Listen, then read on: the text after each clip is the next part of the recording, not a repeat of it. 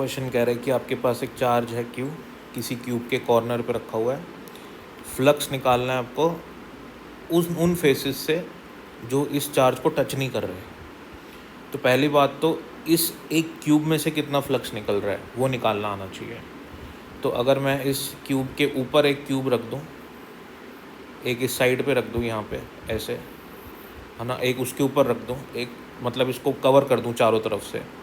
जैसे मेरा ये एक क्यूब है, ठीक है ना, यहाँ पे मैंने एक चार्ज रखा है, तो एक क्यूब मैं यहाँ पे बना दूँ ऐसे करके, फिर एक इसके ऊपर रख दूँ, फिर एक इसके ऊपर रख दूँ, एक इसके सामने रख दूँ, एक इसके सामने रख दूँ, फिर इनके ऊपर भी एक एक रख दूँ। तो टोटल कितने क्यूब हो गए मेरे? दो इधर चार, और दो इनके सामने, एक इधर और इनके ऊपर।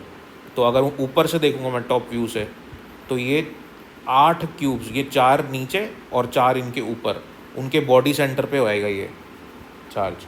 तो आठों में से जो फ्लक्स पास होगा, 8 क्यूब्स में से जो फ्लक्स पास होगा वो होगा क्यू बाय एप्सिलॉन नॉट।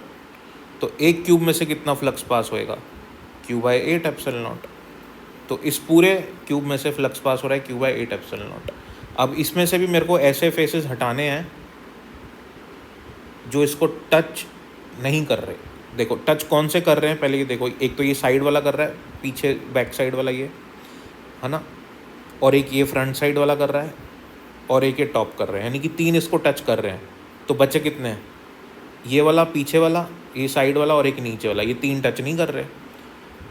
तो बचे हुए 3 में से टोटल पूरे क्यूब में से इतना फ्लक्स पास हो रहा है, तो और 3 फेसेस में से कितना फ्लक्स पास हो रहा होगा इसका? 1/3। समझ में आई बात? तो टोटल क्यूब में से इतना फ्लक्स पास हो रहा है, तो टोटल इसके पास 6 फेसेस हैं, 6 में से 3 में से कितना फ्लक्स पास हो रहा होगा? इसका 1/3। So flux passing from the other 3 faces will be 1/3 of the total flux.